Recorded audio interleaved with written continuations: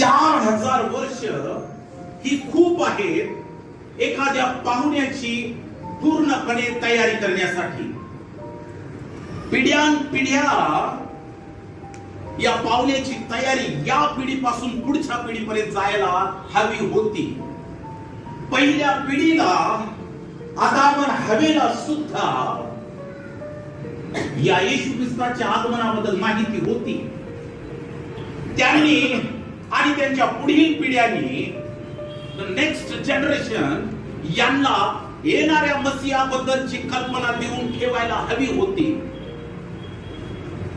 4000 वर्षापूर्वी ज्या वेळेस ही मीटिंग भरलेली होती, प्रभू येशू ख्रिस्त जन्म घेऊन या पृथ्वी तलावरती पाप्यांचा हरण करण्यासाठी येईल, ही बातमी आणि ही जी प्रस्तावना किंवा ही जी मीटिंग भरली पिता पुत्र पवित्र आत्मा यांच्याद्वारे, आणि यावरती ज्यावेळेस शिक्का